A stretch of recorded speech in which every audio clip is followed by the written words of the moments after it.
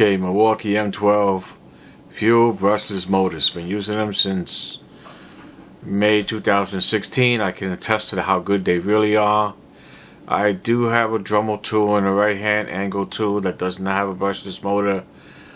I believe everything else I do use brushless motors. Hacksaw, this particular circular saw I just bought, it's been out for probably 7 years. I checked, the model number has not changed. I was kind of surprised about that. And 7 years, I'm sure they did some upgrades. I don't know what they are, but I was shocked at how powerful it is for its size, how convenient it is, not having to plug something in, getting a job done. It's not for building a house. If you had to build a house, of course you would get something different. If you're doing all kinds of projects, this is a great item to look at. It's a great addition to your M12 system if you're using the M12. Again, I've been using it for over 6 years, almost 6.5 years, and I can strongly attest to how good Milwaukee Fuel brushless motors are. I have yet to break one. I broke a chuck on the hacksaw because I didn't oil it. So I fused it together after like 4 years, so I had to rebuy the hacksaw. Other than that, trashed a couple of Dremel tools. I think their boards were not very good in the beginning, years back. My last one's still holding up lovely, no issues. Love the rattling system. Anybody says you got to get used to it? Maybe. You get a feel for it. Once you get the feel for it, you know, if you make a mistake, you hit a nail, whatever it is, you're protecting your tool. Milwaukee's got your back. Okay, so way to go here, Milwaukee. Thank you very much. Very happy to see you are not going the right other manufacturers did prior to you guys. You guys are the original. You bought out the fuel brushless motors for the M12 system, and everybody else is copying you guys. You guys are rated #1. Appreciate you very much. Enjoy the video, and you cannot go wrong. Period. Hands down. The best. Let's see what actually comes in the package and describe a couple things. This is 5 3/8, and reading online that it can accept 5 1/2, which is a more common 10mm arbor size, which would be where this guy goes, right there. Okay.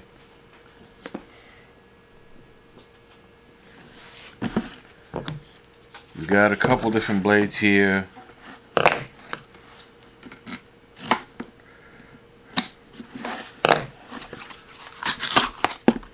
One of them being a rough cut. It says 24 tooth, which isn't exactly crazy rough. 24 tooth on a 7 1/4 blade would be really rough, so that's not too bad. 24 teeth is actually a nice medium between rough and fine on there. Okay, and this is 5 1/2 blade with a 10mm arbor.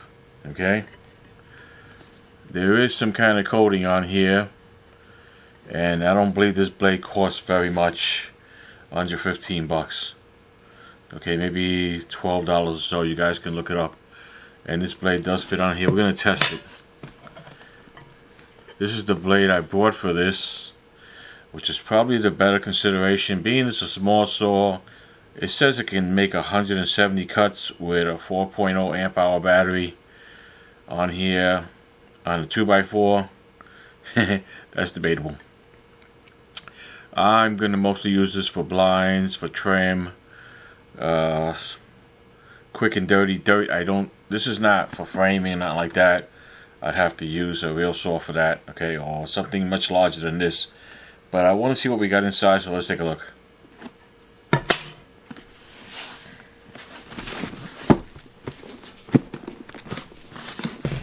I'm like a dinosaur, very late to the game. I did not know it came with a saw inside, so that's good news. Nothing else in the box there. And this one does not have a lot of teeth. This is definitely for rough framing, stuff like that. Stuff where you don't need a finished edge. 5 1/8 says 16 tooth. This will be compatible with you if I find a 24 tooth on a 7 1/4 blade. It's nice to see that they included a blade. I didn't remember seeing that. Not a lot of Finish here, design is there, stiff and lightweight. One thing about these blades here is that they're very thin. Maybe a little bit hard to see how thin they are, but they can be incredibly thin, and that helps in how fast it cuts. The older blades from years ago were much heavier, they were much thicker, and they didn't necessarily cut as fast. You might have had more teeth, more finish work, so on and so forth. Alloy shoe, very nice. If it's magnesium, I'd be shocked. Looks like the color magnesium. We got a lot of things going on here with a really nice metal scale here in the front, which is kind of hard to see, but try to give you a visual of that. And it says 50 degrees, so that's nice. Looks like we got one knob here for that. What I don't see here is a guide which slides in and out of here, and you have a hold down for that. It is a fuel brushless motor, so that's great. My favorite tool is all fuel brushless in the M12 system. I do have a Dremel tool which is not brushless, and a right angle drill which is not brushless, but that's what that is. Comes with an Allen key, so we can adjust it, take the blade on and off. Really cool stuff, really like it. The grip is there, definitely Milwaukee. I like the second handle here, has a nice feature. The guard is nice, has a little bit of slop to it, but a nice rubber stop here, so when you let it go you're not messing anything up. There, I can see a spring inside there. Yes, looks like extremely well designed. I gotta figure out. And we also have here a indicator light, 1, 2, 3, 4, which is the norm. I'm betting this also has the red link system in here, that if you're pushing the motor a little too hard, it'll blink on you, it'll temporarily lock you out until you get back in business. You can reset the tool so you don't burn the tool out, which is actually extremely clever. Some people say they're not used to it, or you have to get used to it. I've been used to it for some time, and I find it extremely handy. It's an investment you're making, and to have the tool protect you from your own self can be a good thing. It's not necessarily a bad thing. Okay.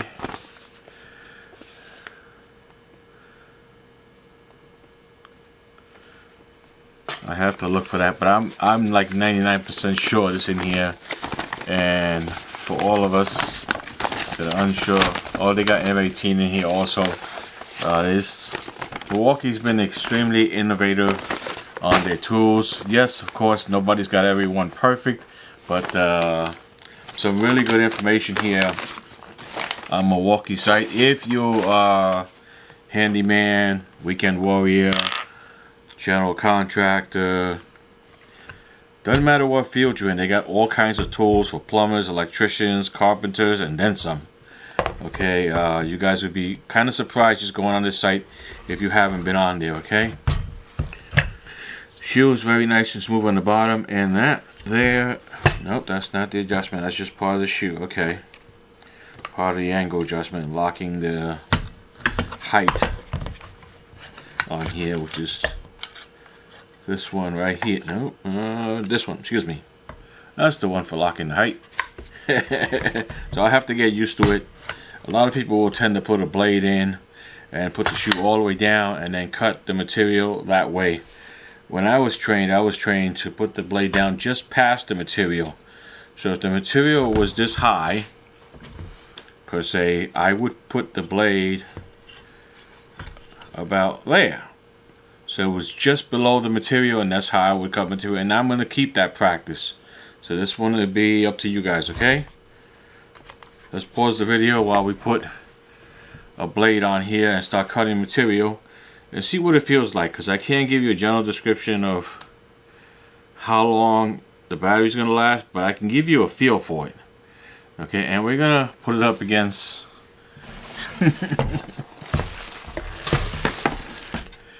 a full-size circular saw. See how many amps we got on here. Says 15 amp under the wall. It's plugged in. Got a 2x4 here. I'm going to change the angle of the camera. This blade is completely burnt out. Spider. These are very good, these spider blades. I got them at Lowe's and they're rather inexpensive and they cut really, really good. I think we smoked this one because we used it for everything. And it burns. You can smell it burn. Even on small cuts, I was making a set of shelves and I could feel the blade and so on. But this might be just, like I said, it's for feel. So give me a few minutes to set everything up and we're going to go for feel and see what we get, okay? This is counterclockwise to loosen this up. It actually says off here. Allen keys on the other side. I believe I showed you guys that already. It goes in here. Okay.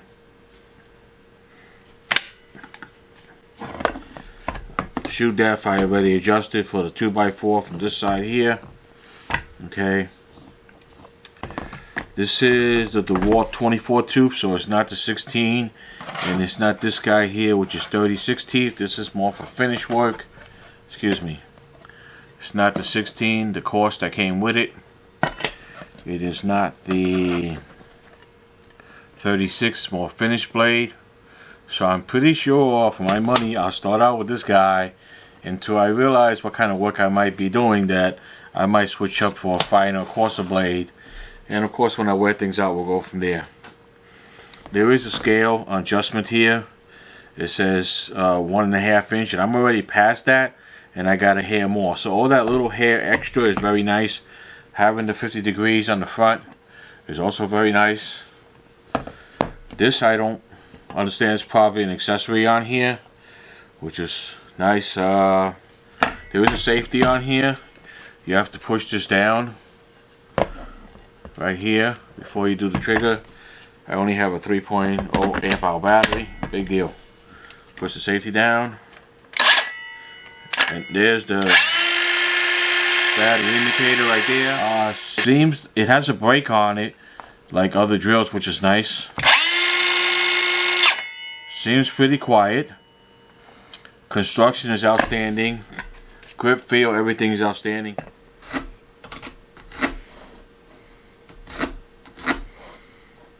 $170 cuts.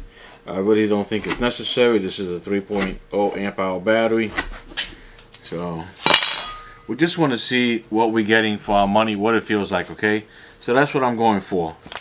First up is the big gun. 15 amp hours. 15 amps, not 15 amp hours. Okay? Just see what it feels like, what it looks like.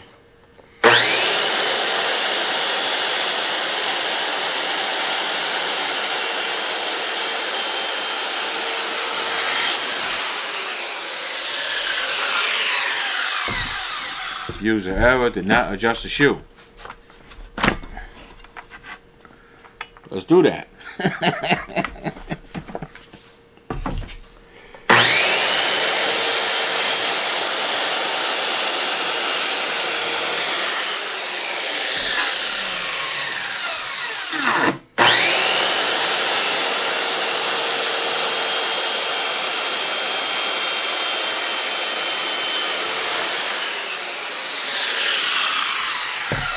I hope you guys can see how she hesitated.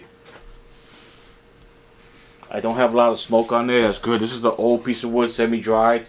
Also has a lot of grain to it. So it isn't a very soft piece of wood. All those grains there make it a harder piece of wood. So it's making the test a little harder for this tool. Okay. See how much quieter it is? Oh my God. It's about 1/3 the decibels.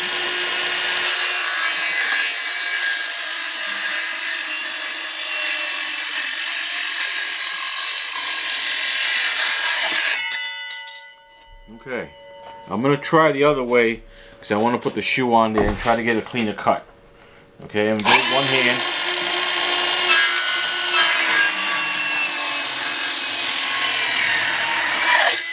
Now that was impressive, huh? That was a Milwaukee M12 Fuel brushless system, 1/3 the noise of the 15 amps. So this can go work great indoors, smaller projects. And it cut the same 2x4, same amount of grain there. A little bit faster than the 15, but that blade is burnt. But despite that, that's a 15 amp saw. That should have did a little bit better. And I'm going by feel. If you notice how smooth and everything was because of the thin blade, this being a new blade, that being old blade. So you guys come to your own conclusions. Is this well worth it? Hell yeah. You are definitely going to get your money's worth. It's been famous for a very, very long time, and I'm late to the game. I've been using my hacksaw. I've been using that for 15 amp saw since I've been here 8 years. And I've been using everybody else's saw. Now I got mine, and here it is for your present. It's definitely well worth it. You can also put different blades on here, and this is a 5.5 inch, not 5 3/8. So you can run different blades on here and cut different materials. They sell them all over the place on Home Depot, Milwaukee, so on and so forth. Okay, so you guys can get what you like. Hope you guys enjoyed the video. This is well worth the money saw. Every single one of my Milwaukee Fuel brushless motor systems I have yet to burn one out. I burnt out a chuck on the hacksaw from not oiling it, but never the motor, never the device. I trashed 2 of the early Dremel style tools because the boards just went on it, jumped it to 1 speed. After that, they weren't made to hold up as good as the brushless were. This is well worth. This is a nice little saw. It does more than trim. It can do some serious work. From what I can see here, you're going to be using more blades because they're smaller. You're going to be using more battery packs because everything is smaller. But wow, does it really do the job. I hope you guys enjoy, and I'll see you guys in the next one. Bye.